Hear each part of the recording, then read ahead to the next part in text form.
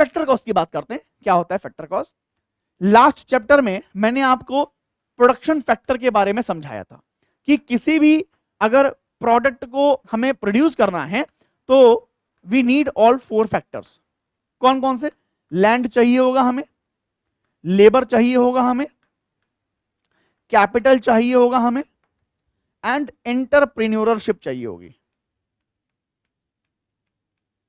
ठीक है, एंटरप्रेन्योरशिप, ये 4 चीजें हमें चाहिए होंगी अगर we need to produce any of the product. ठीक है, अब देखिए, अगर हम लोग किसी भी लैंड का प्रयोग करेंगे, ठीक है, तो उस लैंड के बदले हमें कुछ ना कुछ रेंट देना पड़ेगा, सिंपल।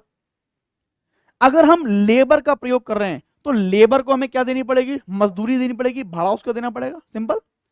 अगर हमने कैपिटल का प्रयोग किया है तो कैपिटल पर हमें कोई ना कोई इंटरेस्ट देना पड़ेगा, और जिसका आइडिया है वो भैया थोड़ा प्रॉफिट भी लेगा, सिंपल। मान लीजिए मैंने एक शर्ट, ये शर्ट ही मान लीजिए बनाया, इस शर्ट को बनाने के लिए कुछ ना कुछ लैंड जहां बैठकर बनाई जाएगी शर्ट चाहिए होगी, उस लैंड पर मान लीजिए खर्चा आया 100 रुपए का।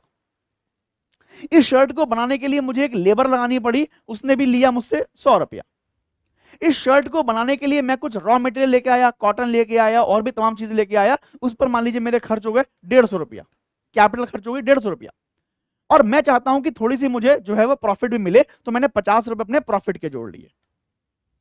ठीक है, अब कितना बनाइए? 100, 100, 200 और 300, 350 और 400, यानी ये 400 रुपए जो कॉस्ट निकल के आया है, that is called factor cost. ठीक है, किसी भी प्रोडक्ट या सर्विस को बनाने के लिए फैक्टर ऑफ प्रोडक्शन पर जो खर्चा हो रहा है, that is called factor cost. ये असली कॉस्ट है किसी भी वस्तु को बनाने में जो लगी है। ठीक है ना, ये पूरी बात आपको समझ में आ गई होगी। ठीक है, अब सुनिए, ये फैक्टर कॉस्ट तो हो गया पूरा।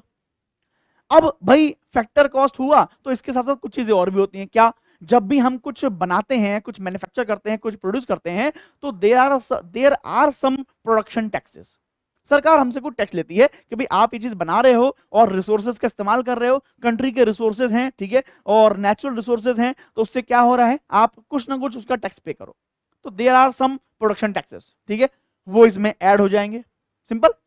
अच्छा, सरकार कभी कभी ये काम करती है कि अपने कंट्री के बिजनेस को बढ़ाने के लिए, ठीक है, अपनी कंट्री के प्रोडक्शन को बढ़ाने के लिए, अपनी कंट्री में इन सब चीजों की मैन्युफैक्चरिंग बढ़ाने के लिए कई बार कई चीजों पर वो प्रोडक्शन सब्सिडी भी प्रोवाइड करती है कि भाई ठीक है, आप बढ़िया काम कर रहे हो, इससे आप इंप्लॉयमेंट जनरेट करोगे, कंट्री को टैक्स मिलेगा, ठीक है, तमाम चीजें होंगी, तो भाई आप कुछ कुछ सब्सिडी भी ले लो। अब मान लीजिए सरकार ने कहा कि 400 रुपए की चीज आपने बनाई है, इस पर आप हमें 50 रुपए का टैक्स दे दो और 20 रुपए हम आपको सब्सिडी देंगे।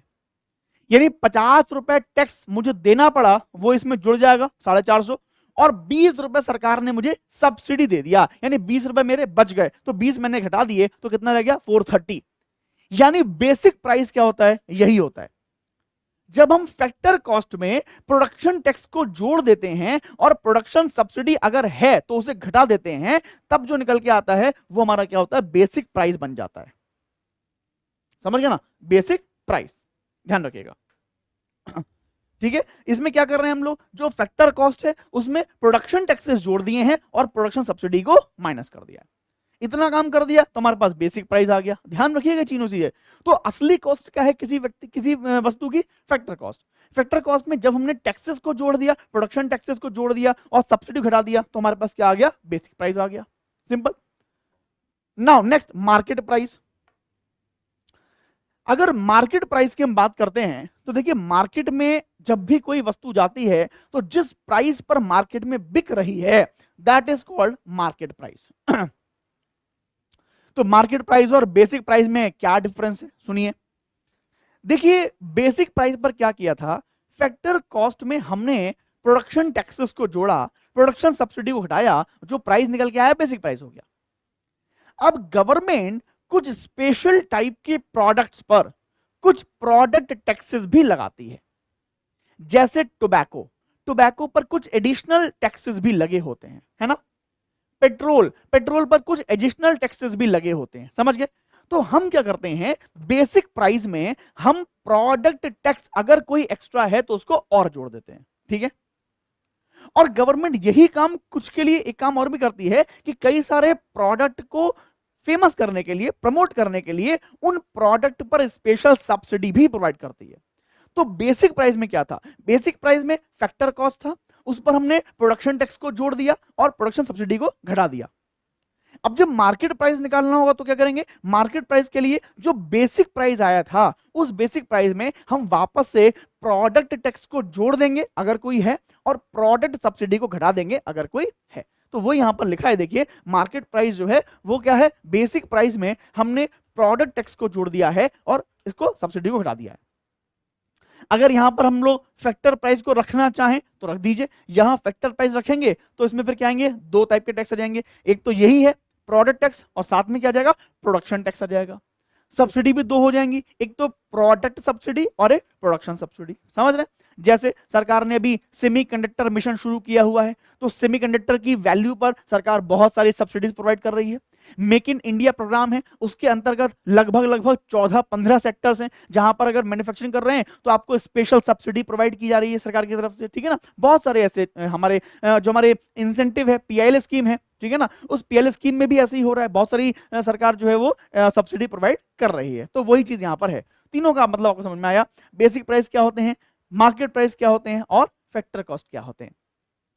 आगे अभी हम इनकम कैलकुलेट करेंगे तो जीडीपी पढ़ेंगे, जीएनपी पढ़ेंगे, एनडीपी पढ़ेंगे और एनएनपी पढ़ेंगे। चार चीजें पढ़ेंगे, जीडीपी पढ़ेंगे, ठीक है, जीएनपी पढ़ेंगे, एनडीपी पढ़ेंगे और साथ में एनएनपी पढ़ेंगे।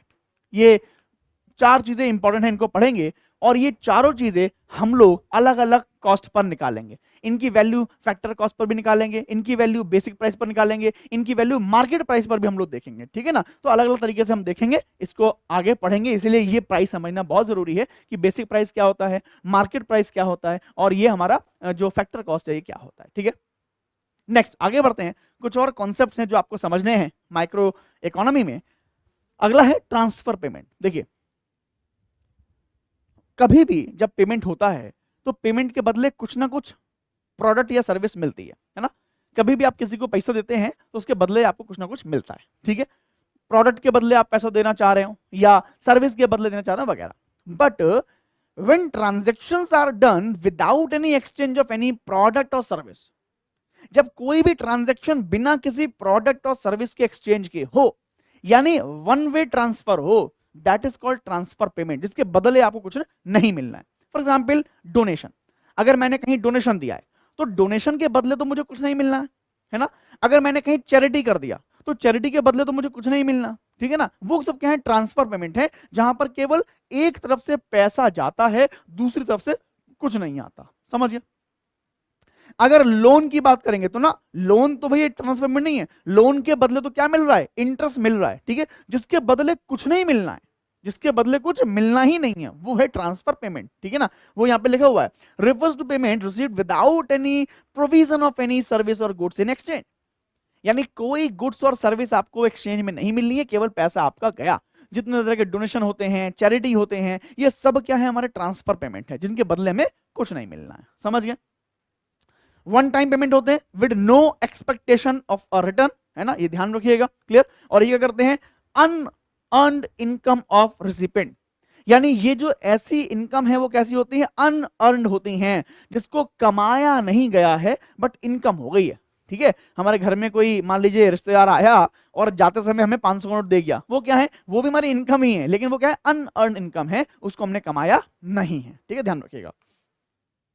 नेक्स्ट यहां पर देखिए कुछ और बातें इसकी लिखी हुई हैं। वन टाइम पेमेंट होते हैं, कोई एक्सपेक्टेशन नहीं होता है, अनअर्न्ड इनकम होती हैं, ठीक है, फ्री होती हैं हमारे लिए, these are given to you free, free में मिलती है हमें, सही है। Need to make any current और फ्यूचर पेमेंट इन एक्सचेंज, यानी यहां पर हमें कोई भी एक्सचेंज नहीं करना है, किसी भी तरह का पेमेंट हमें फ्यूचर में नहीं करना है। जो मैंने आपको लोन की बताई है वो भी, कि लोन के अगेंस्ट में तो आपको फ्यूचर में इंटरेस्ट पे करना है, बट यहां पर ऐसा नहीं है। लोन भी आपको वापस भी करना है, बट यहां पर ऐसा कुछ भी नहीं है, कुछ भी आपको नहीं करना। Transfer payment are essentially government welfare expenditure, यानी ये जो क्या होते हैं? गवर्नमेंट के वेलफेयर एक्सपेंडिचर्स होते हैं, जैसे गवर्नमेंट के थ्रू मिलने वाली सब्सिडीज, वो क्या है? एक तरीके का ट्रांसफर पेमेंट है, उसके बदले कुछ भी नहीं मिलना। एलपीजी गैस सिलेंडर पर सरकार सब्सिडी दे रही है, वो सब्सिडी क्या है? एक तरीके का ट्रांसफर पेमेंट, कुछ नहीं मिलना उस पर, ठीक है ना। आपने भी प्रधानमंत्री जन आरोग्य योजना में आयुष्मान कार्ड बनवाया होगा कुछ लोगों ने, ठीक है ना। तो आयुष्मान कार्ड पर क्या हो रहा है? 5 लाख रुपए तक का इलाज मिल रहा है एक फैमिली को। वो 5 लाख रुपए सरकार क्या कर रही है? एक तरीके से ट्रांसफर पेमेंट कर रही है, उसके बदले सरकार को कुछ भी नहीं मिल रहा है, समझ गए। प्रधानमंत्री गरीब कल्याण अन्न योजना है, सरकार पैसा से खाना बांट रही है, वो भी क्या है? एक प्रकार का ट्रांसफर पेमेंट ही है सरकार का, कि उसके बदले सरकार कुछ वहां पे नहीं मिल रहा है, ठीक है ना, ध्यान रखिएगा। नेक्स्ट, अगर स्टॉक की बात करें कि स्टॉक क्या होता है, स्टॉक वेरिएबल्स क्या होते हैं, तो हमको मालूम है स्टॉक का मतलब है quantity of goods, quantity of service जो हमारे पास है, ठीक है, वही हमारा स्टॉक होता है। चाहे वो मशीनरी हो, चाहे वो हमारे गुड्स हो, चाहे वो हमारी कुछ भी और इन्वेंट्री हो वगैरह वगैरह, सब हमारे क्या होते हैं? स्टॉक वेरिएबल होते हैं। अब स्टॉक वेरिएबल होता है is a variable that is measured at a certain point in time. एक सर्टेन पॉइंट ऑफ टाइम पर जैसे मेजर किया जाए, वो है हमारा स्टॉक वेरिएबल। स्टॉक में से कुछ सामान आएगा, कुछ सामान जाएगा, तो एक टाइम पर हम चेक करते हैं कि इस समय कितना स्टॉक है हमारे पास, कितना आया है, कितना गया है। तो वो एक टाइम पर जो स्टॉक वेरिएबल हम लोग करते हैं, वही ये चीज लिखी हुई है। क्या लिखा है? Influences the flow. फ्लो से इन्फ्लुएंस होता है। अगर आउटफ्लो ज्यादा होगा, स्टॉक हमारा जा रहा होगा ज्यादा, आ रहा होगा कम, तो क्या होगा? धीरे धीरे स्टॉक खत्म हो जाएगा। अगर स्टॉक आ रहा है ज्यादा, बिक रहा है कम, तो भरता चला जाएगा। क्या होना चाहिए? बैलेंस होना चाहिए, जितना स्टॉक आए उतना निकलता जाए, समझ रहे हैं। तो वो यहाँ पर चीज लिखी हुई है, एग्जाम्पल लिखे हुए हैं, कैपिटल है, वेल्थ है, और तमाम तरह की चीजें हैं, ठीक है। नेक्स्ट अगर बात करें तो यहाँ पे फ्लो वेरिएबल के बारे में एक बार समझिए कि फ्लो वेरिएबल क्या होते हैं। तो क्या लिखा है? Is a quantity that is measured over specific time frame. किसी भी एक टाइम फ्रेम में उस वैल्यू को मेजर करना। देखिए क्या होता है, कोई भी बिजनेस जब करता है, ठीक है, कोई भी प्रोडक्शन जब होता है, तो उस प्रोडक्शन में ये बहुत जरूरी है कि जितना प्रोडक्शन हो रहा है उसी रेशियो में माल बिकता चला जाए। अगर हम प्रोडक्शन कर रहे हैं ज्यादा और माल बिक रहा है कम, तो हमारे लिए बहुत प्रॉब्लम होता है। अभी चाइना ने कुछ ऐसा ही एक प्रयोग किया, जिसके बाद थोड़ी परेशानी उसे हुई। क्या? चाइना, हम मानते हैं कि, हम जानते हैं कि फैक्ट्री ऑफ द वर्ल्ड है, पूरी दुनिया के लिए वो माल बनाता है, और पूरी दुनिया में ऑलमोस्ट 65% जो एक्सपोर्ट है वो चाइना से ही हो रहा है, ठीक है। तो चाइना ने सोचा कि भाई मेरा माल तो बिक ही रहा है दुनिया भर में, तो एक काम करता हूं, मैं माल को डिमांड से ज्यादा बना लेता हूं। उससे क्या होगा? दो फायदे होंगे। पहला पहला फायदा ये होगा कि जब मैं माल को और भी ज्यादा बल्क में बनाऊंगा, तो उसके लिए मुझे बहुत सारे लोग काम पे लगाना पड़ेगा, जिससे कंट्री में क्या होगा? एम्प्लॉयमेंट जनरेट होगा। पहली बात समझना। सेकंड, जब बड़े लेवल पर कोई चीज की जाती है तो कॉस्ट और कम हो जाती है। तो चाइना ने भी ये सोचा कि जब मैं और बड़े लेवल पर बनाऊंगा, चीजों को और ज्यादा मात्रा बनाऊंगा, तो कॉस्ट और कम हो जाएगी। कॉस्ट और कम हो जाएगी तो डेफिनेटली उसका फायदा मुझे डिमांड के इंक्रीमेंट में दिखाई देगा। मेरी मार्केट में जो गुड्स की डिमांड है वो और बढ़ जाएगी। ये सोचकर चाइना ने जितनी उसकी डिमांड थी प्रोडक्ट की, उससे 4 गुना माल बनवा लिया, और इत्तेफाक से मार्केट की डिमांड हो गई 0। यानी इनफ्लो तो बहुत हो गया, बट आउटफ्लो क्या हो गया? कम हो गया। दैट्स वाई चाइना बहुत बड़ी प्रॉब्लम में फंस गया। अब उसका स्टॉक जो है वो डेड हो रहा है, बहुत सारा स्टॉक जो है वो डेड हो रहा है। क्यों? माल बिक नहीं रहा है और माल पड़ा हुआ है। उस माल पड़े होने की वजह से क्या हुआ? सप्लाई माल की कैसी हो गई? अब ज्यादा हो गई है। जब सप्लाई ज्यादा हो गई है तो अब माल का रेट नीचे जा रहा है लगातार। सेकंड, क्योंकि माल बन चुका है पहले से, अब माल बिक नहीं रहा है, तो भाई पहले तो बना हुआ ही बिकेगा। जब पहले बना हुआ बिकेगा, उसके लिए लोग पहले से ही काम कर चुके, उसकी तनख्वाह ले चुके, अब अगला माल तो तब बनेगा जब पिछला बिके। यानी वहां पे अब काम ही खत्म हो गया। अब वहां पे लोगों के पास काम ही नहीं है, काम नहीं है तो फिर इंप्लॉयमेंट नीचे जा रहा है। ऐसी प्रॉब्लम अभी चाइना के सामने आई थी। ये लास्ट ईयर की बात है, 2023 की बात, ये मैं बता रहा हूं आपको, 2 साल पहले की बात है। अभी हालांकि बहुत अच्छे लेवल पर चाइना ने कंट्रोल उसको कर लिया है, लेकिन फिर भी एक प्रॉब्लम आई। तो वो यहां पर कह रहे हैं कि भाई इनफ्लो और आउटफ्लो में बहुत बैलेंस होना चाहिए। स्टॉक का अगर आपको आउटफ्लो कम है तो फिर इनफ्लो भी कम करिए, इनफ्लो कम है तो आउटफ्लो कम करिए, समझ गए। तो ये चीज आपको बहुत मेंटेन करनी पड़ती है। वो यहाँ पे कह रहे हैं कि एक स्पेसिफिक टाइम फ्रेम पर हम इस जो स्टॉक वेरिएबल है उसको हम चेक करते हैं, उसको हम देखते हैं, और फ्लो वेरिएबल को हम यहाँ पे चेक करते हैं। नेक्स्ट यहाँ पर क्या है? लीकेज। तो लीकेज का क्या मतलब है? लीकेज का मतलब लीकेज, दो लोग हैं, एक है प्रोड्यूसर और एक है उसको खाने वाला, कंज्यूमर, ठीक है। प्रोड्यूसर गुड्स को प्रोड्यूस कर रहा है और यहां पर कंज्यूमर को दे रहा है।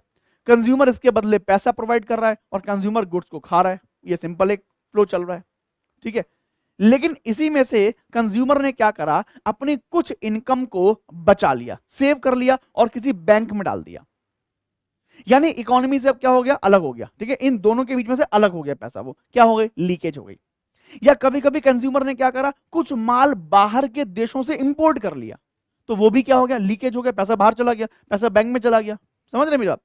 ऐसा ही ये व्यक्ति है, इसने भी क्या करा, कुछ माल यहां ना बेचकर बाहर विदेशों में एक्सपोर्ट कर दिया, या कुछ माल बनाया नहीं, उसका इन्वेस्टमेंट कर दिया। समझ रहे हैं? यानी अगर इन दोनों के बीच में से पैसा कहीं बाहर जाता है तब उसको कहते हैं हम लोग लीकेज। क्लियर होगी बात? यहां पे लिखा है वही, in the context of the circular flow of income model, leakage in an economic term that characterize capital or money that escape the economy or system। यानी लीकेज का मतलब वो मनी, वो कैपिटल जो इकोनॉमिक सिस्टम से बाहर चली जाती है, दैट इज कॉल्ड लीकेज। कब होती है देखा है, it lowers the aggregate demand and income level. जब पैसा इकोनॉमी से बाहर चला गया तो पैसा कम हो गया, मनी सप्लाई कम हो गई। मनी सप्लाई कम हो गई तो मार्केट में डिमांड ऑलमोस्ट कम ही हो जाएगी, सीधी सी बात है। मेरे पास पैसा नहीं रहा तो डिमांड कम होगी मार्केट में, सिंपल। और क्या लिखा है, example taxes, savings and imports. अगर सरकार टैक्स को बढ़ा देगी तो भाई मेरे पास से, मेरी तनख्वाह में से ज्यादा टैक्स गवर्नमेंट के पास चला जाएगा, मेरे पास क्या बचेगा, कम पैसा बचेगा खर्च करने के लिए। कम पैसा बचेगा तो क्या करूंगा, लोअर डिमांड करूंगा, सिंपल। तो वो भी क्या है, टैक्स भी क्या है, एक तरीके का लीकेज है, सिंपल। दूसरा सेविंग्स, अगर मेरे पास तनख्वाह आ रही है, उसमें से मैंने कुछ पैसा सेव कर लिया, खर्च नहीं करा, सेव कर लिया, तो वो पैसा इकोनॉमी में गया ही नहीं वापस, वो मेरे पास ही रह गया। ठीक है, वो भी क्या है, एक तरह की लीकेज है कि इकोनॉमी में पैसा वापस नहीं गया। इंपोर्ट, वही जो मैंने बताया आपको कि बाहर से मैंने कुछ खरीद लिया, वो भी क्या है, एक तरह का एक लीकेज है कि पैसा इकोनॉमी में नहीं आया बल्कि बाहर के देशों में ट्रांसफर हो गया। ध्यान में आई आपको बातें? Next, injection. जब लीकेज है तो इंजेक्शन भी होगा, यानी बाहर से पैसा कंट्री में आ जाना। जैसे किसी व्यापारी ने बाहर एक्सपोर्ट कर दिया तो बाहर से फॉरेक्स यहां पर आ गया, सिंपल। जैसे सरकार ने कुछ पैसा मान लीजिए सप्लाई कर दिया मार्केट में, कुछ सरकार ने सब्सिडी प्रोवाइड कर दिया मार्केट में, तो वो भी क्या, इंजेक्शन है। ठीक है, तो क्या लिखा है देखिए, funds are added to economy from sources other than the people and enterprises. जब लोगों से और एंटरप्राइज के अलावा कहीं से मान लीजिए कोई माल आ रहा है, कोई पैसा आ रहा है, तब उसको कहते हैं हम लोग इंजेक्शन, कि मार्केट में इंजेक्शन किया गया है। ठीक है, नेक्स्ट एक बात और भी है, it raises the aggregate demand, है ना, इनकम लेवल को बढ़ाएगा और डिमांड को भी बढ़ाएगा। जब पैसा आएगा बाहर से तो पैसा सब बटेगा ही ना, पैसा बटेगा तो उसकी डिमांड बढ़ेगी, सिंपल सी बात है ना। तो वही जब क्या करता है, एग्रीगेट डिमांड, ध्यान रखिएगा, लीकेज क्या करेगी, डिमांड को घटाएगी, और इंजेक्शन क्या करेगा, डिमांड को बढ़ाएगा। जब इकोनॉमी ऊपर नीचे होती है तब गवर्नमेंट इसका प्रयोग करती है। जैसे आफ्टर कोरोना इंडस्ट्री बहुत लो हो गई, काम खत्म हो गया ना, लॉकडाउन था, काम खत्म हो गए, किसी को काम मिला ही नहीं। जब काम नहीं मिला तो मार्केट में डिमांड खत्म हो गई, डिमांड खत्म हो गई तो बड़ी बड़ी इंडस्ट्रियां डूब गई। जब ऐसा हुआ तो गवर्नमेंट ने फटाफट फटाफट क्या करा, मार्केट में पैसे को इंजेक्ट करा। ठीक है, आप याद करिए, 20 लाख करोड़, 20 लाख करोड़ के पैकेज की घोषणा सरकार ने की थी। सरकार ने बहुत सारी स्कीम चलाई, पीएम स्ट्रीट वेंडर प्रोग्राम चलाया सरकार ने, छोटे छोटे लोगों को 10-10 हजार रुपए उधार दिए कि भाई ठीक है, काम करो अपना, जाके मार्केट में खरीदो। चने बेचने वाले, मूंगफली बेचने वाले, ऐसे छोटे छोटे जो व्यापार करने वाले लोग हैं उनको पैसा दिया। सरकार ने बहुत सारे और स्कीमें चलाई जिससे मार्केट में पैसा बढ़े। सरकार ने इंटरेस्ट रेट कम करने की बात करी आरबीआई से कि भाई इंटरेस्ट रेट कम करिए ताकि सस्ता लोन मिले मार्केट में लोगों को और लोगों के पास पैसा पहुंचे। समझ रहे हैं? तो वो यहां पर है, जब भी सरकार को डिमांड बढ़ाना होगा मार्केट में तब वो इंजेक्शन किसी ना किसी प्रकार से करेगा। क्या क्या लिखा है फिर, can come from variety of sources including the government spending, जब गवर्नमेंट खर्च करे। सेकंड, इन्वेस्टमेंट, जब कोई व्यापारी इन्वेस्ट करे या बाहर से कोई इन्वेस्टमेंट हमारे पास आ जाए। एंड द एक्सपोर्ट, जब हम एक्सपोर्ट करते हैं माल को तो उसका पेमेंट हमारे पास बाहर से आता है और वो भी क्या करता है, हमारी एक तरीके से इनकम को बढ़ाता है। Next, consumer price index. देखिए मार्केट में इन्फ्लेशन को मीजर करना बहुत जरूरी है। अभी मैंने बताया था आपको कि जब तक प्राइस सेम रहते हैं, क्लियर है, प्राइस बढ़ेंगे डिमांड घटेगा, डिमांड घटेगा इंडस्ट्री डाउन जाएगा, इंडस्ट्री डाउन जाएगा इंप्लॉयमेंट घटेगा, इंप्लॉयमेंट घटेगा तो डिमांड और घटेगा, इंडस्ट्री और नीचे आएगा। समझ रहे हैं? तो वही कि अपने प्राइस को मेंटेन करके रखना है, उसके लिए पता होना चाहिए कि प्राइस बढ़ रहा है या घट रहा है चीजों का। तो अगर हम रिटेल पॉइंट ऑफ व्यू से देखें तो रिटेल मार्केट में जो प्राइस का फ्लक्चुएशन है उसको चेक करने के लिए हमारे पास कंज्यूमर प्राइस इंडेक्स है। इस कंज्यूमर प्राइस इंडेक्स में हमने कई तरह की बास्केट्स बनाई हुई हैं। ठीक है, उस बास्केट में बहुत सारे आइटम्स को रखा हुआ है और उनके प्राइस में जो परसेंटेज चेंज होता है वो शो करता है consumer price index. For example अगर बात करें कि अभी कंज्यूमर प्राइस इंडेक्स मान लीजिए 4 से 5% के आसपास चल रहा है, इसका मतलब क्या है कि एवरेज अगर हम देखें तो सभी चीजों के दाम में 4 से 5% की इंक्रीमेंट हो रही है, सिंपल। तो रिटेल मार्केट में जो खुदरा ग्राहक हैं उनके लिए जो होता है वो कंज्यूमर प्राइस इंडेक्स के द्वारा हम देखते हैं कि प्राइस में कितना उतार चढ़ाव हो रहा है, साथ में लिखा हुआ भी है reflect the variation in the overall level of prices of products and services that are reference population obtain consume or pays for consumption across time. यानी रिटेल मार्केट में कितना चेंजेस हो रहा है वो हम कंज्यूमर प्राइस इंडेक्स से देख सकते हैं। यहां पर मैंने अभी रिसेंट का आपको यहां पर दिखाया है, ये सीपीआई है, यानी वही हमारा कंज्यूमर प्राइस इंडेक्स उसको यहां पर शो कर रहा है। एक जनरल सीपीआई है, हमारा जनरल सीपीआई है, और एक सीएफपीआई है, दोनों के रेट यहां पे शो हो रहे हैं। और जनवरी 2025 में आप देखेंगे तो ऑलमोस्ट हमारा जो है वो 4.91 और उससे नीचे की कहानी यहां पर चेक हो रही है, ठीक है ना। अब देखिए यहां पर आरबीआई का भी एक विंडो है। आरबीआई ने बोल रखा है कि हम जो है ना वो 4% पर इन्फ्लेशन को मेंटेन करने का प्रयास करेंगे, कि जो इन्फ्लेशन रहे वो 4% के आसपास रहे। अगर बहुत वर्स्ट कंडीशन है तो हम मान सकते हैं कि +2 जाए, यानी 6 तक पहुंच जाए, और अगर मान लीजिए और वर्स्ट है तो नीचे -2 हो जाए, यानी 2 तक पहुंच जाए। यानी आरबीआई ने कहा है कि हम इन्फ्लेशन रेट को 2 से 6% के बीच में रखेंगे, इससे ऊपर जैसी जाएगा हम तुरंत उसे कंट्रोल करके नीचे ले आएंगे, इससे ज्यादा रेट हम बढ़ने नहीं देंगे, ऐसा आरबीआई कहता है, ठीक है। उसके लिए बहुत सारे काम भी करता है, मॉनेटरी पॉलिसी होती है, उसके लिए भी बैठकें होती रहती हैं, हर 2 महीने में एक बार बैठक होती है उसकी, ठीक है। सरकार फिस्कल पॉलिसी के माध्यम से ये काम करने का प्रयास करती है, तमाम तरीके इसके होते हैं। फिलहाल आपको कंज्यूमर प्राइस इंडेक्स यहां पे समझ में आ गया। नेक्स्ट आगे बने तो होलसेल प्राइस इंडेक्स क्या है। होलसेल प्राइस इंडेक्स मैंने आपको बताया कि वो रिटेल मार्केट का था, ये होलसेल बाजार का, जहां पर बिजनेस टू बिजनेस यानी व्यापारी से व्यापारी माल खरीद रहा है। होलसेल थोक के मार्केट में जहां माल खरीदा जाता है, तो थोक के मार्केट में रेट कितना बढ़ रहा है, किस तरीके से बढ़ रहा है, वो होलसेल प्राइस इंडेक्स शो करता है, ठीक है ना। ध्यान रखिएगा, होलसेल प्राइस इंडेक्स वो हमारा शो करता है। Clear. Consumer price index retail market के लिए, wholesale price index wholesale market के लिए। लेकिन असली जो इन्फ्लेशन है वो हम किससे पता करते हैं, वो हम कंज्यूमर प्राइस इंडेक्स से ही पता करते हैं, और उसी को हम असली इन्फ्लेशन मानते हैं, क्योंकि आम जो कस्टमर है उसके लिए कंज्यूमर प्राइस इंडेक्स वाली महंगाई ही उसके सामने आ रही है, ठीक है। नेक्स्ट अगला कॉन्सेप्ट है सर्कुलर फ्लो ऑफ इनकम। तो देखिए उसके लिए यहां पे चार्ट एक मैंने बनाया है, इसको हम समझ लेंगे अगर तो बात आपको समझ में आ जाएगी। हम स्टार्टिंग से पढ़ रहे हैं कि हमारे पास देखिए 2 लोग हैं, हाउस होल्ड्स हैं और फर्म्स हैं, इकोनॉमी के पॉइंट ऑफ व्यू से। ये हाउस होल्ड्स लोग जो हैं ये क्या करते हैं, यही बिजनेस वालों को लैंड प्रोवाइड करते हैं अपनी अपनी, यही लेबर के रूप में काम भी करते हैं, है ना। अलग अलग जगह काम कर रहे हैं, जो हाउस होल्ड्स हैं वही तो काम कर रहे हैं, है ना। और यही लोग बैंकों में अपनी सेविंग्स कर रहे हैं, यही लोग अपना पैसा बचा हुआ बैंकों में डाल रहे हैं, और बैंक वाले वही पैसे को बिजनेस वालों को लोन में दे रहे हैं। तो एक तरीके से कैपिटल भी यही लोग प्रोवाइड कर रहे हैं, ठीक।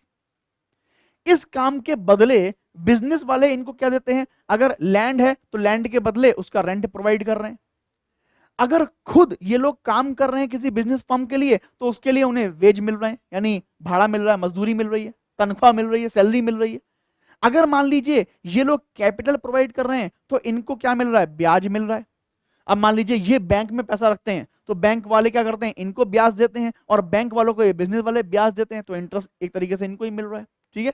और अगर मान लीजिए ये हाउस होल्ड खुद ही अपना कुछ बिजनेस कर रहे हैं, तो उसके बदले क्या लेते हैं, ये लोग प्रॉफिट लेते हैं, समझ गए। यानी एक तरीके से हाउस होल्ड लोग अपना सारा कमाई जो है इनको प्रोवाइड करा रहे हैं, और ये कमाई इनको प्रोवाइड करा रहे हैं, ठीक है।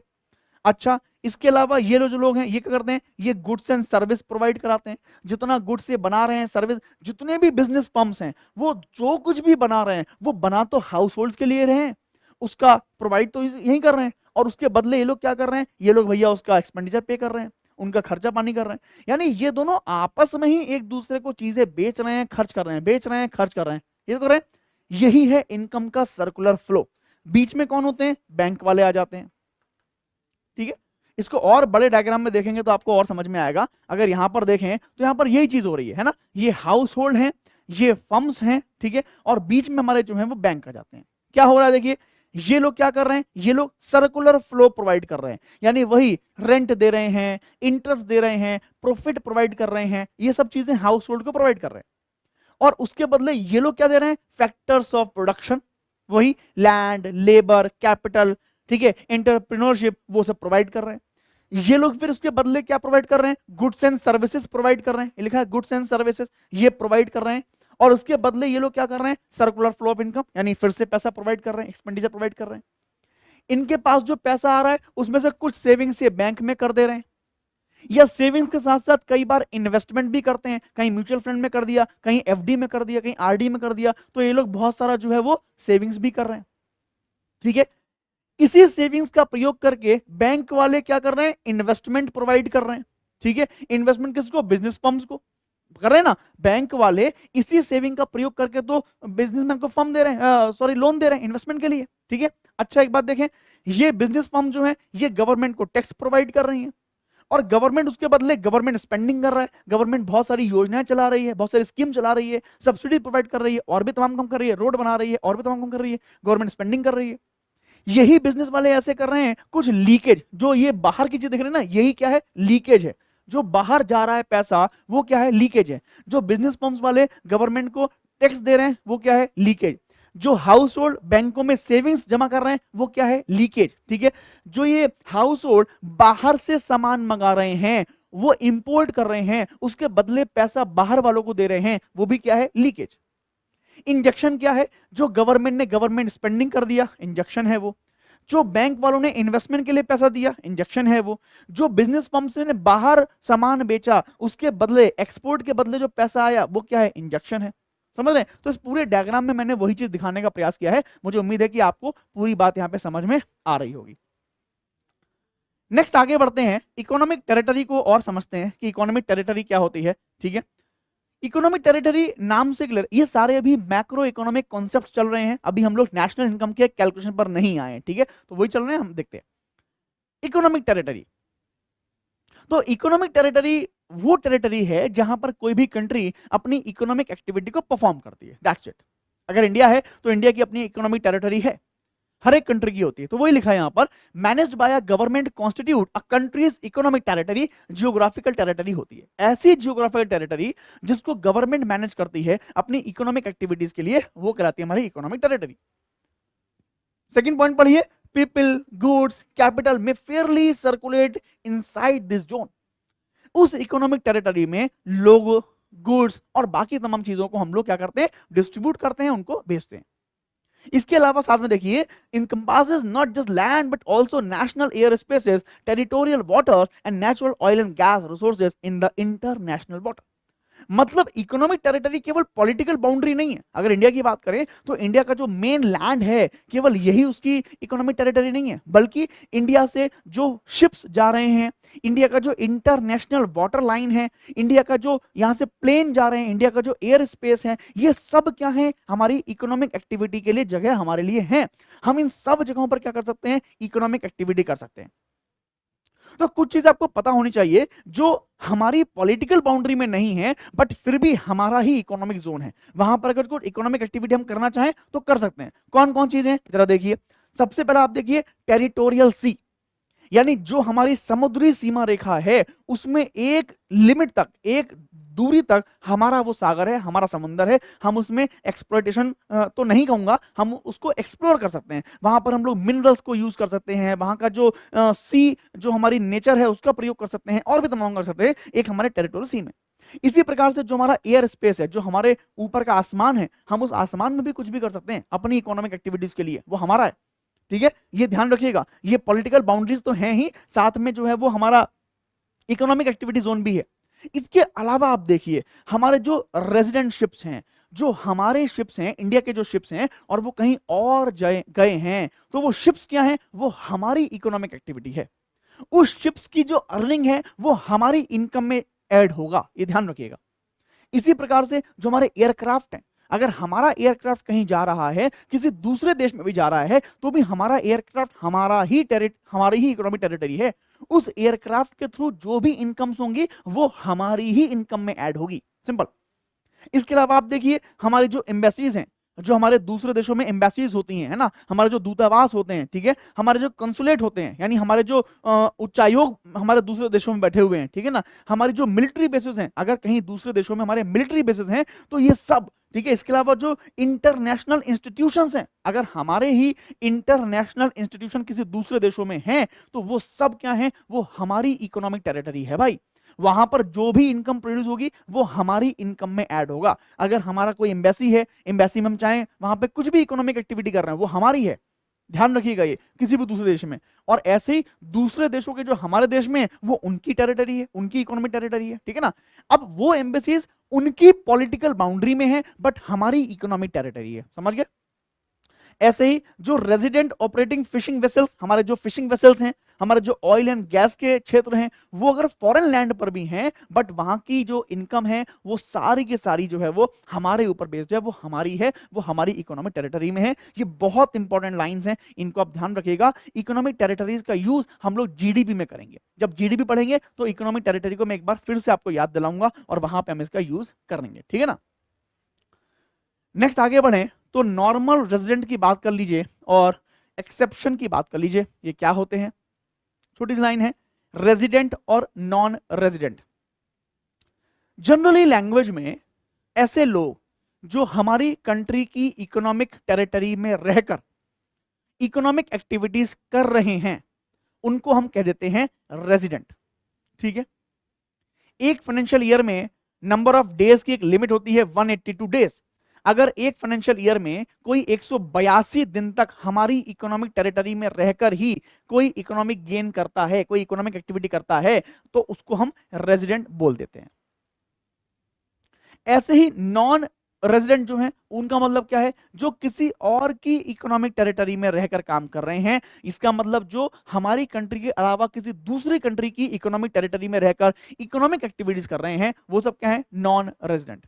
जैसे बहुत सारे इंडियंस हैं जो बाहर के देशों में काम कर रहे हैं, उन्हें हम क्या कहते हैं, NRI, नॉन रेजिडेंट इंडियंस। मतलब वो इंडियंस तो हैं, सिर्फ नागरिकता उनके पास भारत की है, बट भारत के लिए वो क्या है, नॉन रेजिडेंट, क्योंकि वो भारत की इकोनॉमिक टेरिटरी में काम नहीं कर रहे हैं। समझ में आ गया। तो वो यहां पर लिखा है कि हमारे जो नॉर्मल रेजिडेंट हैं वो क्या होते हैं और जो एक्सेप्शंस हैं वो क्या है। एक्सेप्शन का मतलब कई लोग ऐसे हैं जो हमारी इकोनॉमिक टेरिटरी में हैं, बट फिर भी वो हमारे लिए नॉन रेजिडेंट ही रहेंगे। जो हमारी इकोनॉमिक टेरिटरी में ही इकोनॉमिक एक्टिविटी कर रहे हैं, हमारी पॉलिटिकल बाउंड्रीज में ही हैं, बट फिर भी हमारे लिए कैसे हैं, नॉन रेजिडेंट हैं। तो कौन कौन है, डिप्लोमैट। जितने भी दूसरे देशों के डिप्लोमैट हैं, जितने भी एम्बेसी ऑफिशियल्स हैं दूसरे देशों के, वो हमारे देश में रह रहे हैं, वो चाहे कितना भी यहां पर इकोनॉमिक एक्टिविटी कर लें, फिर भी वो हमारे लिए कैसे हैं, नॉन रेजिडेंट हैं। सिंपल, हम उन्हें वैसे ही ट्रीट करेंगे। सेकंड, अगर हम उन लोगों की बात करें जो हमारे देश में रहकर इंटरनेशनल ऑर्गेनाइजेशंस के लिए काम कर रहे हैं, अगर उनकी बात करेंगे तो वो भी सब कैसे हैं हमारे लिए, नॉन रेजिडेंट। चाहे वो हमारे यहाँ रहकर कुछ भी कर रहे हैं, कुछ भी इकोनॉमिक एक्टिविटी कर रहे हो, WHO है, IMF है, यूनेस्को है, ऐसे और भी इंटरनेशनल ऑर्गेनाइजेशंस हैं, उनकी हम बात करेंगे तो वो भी क्या है हमारे लिए, नॉन रेजिडेंट।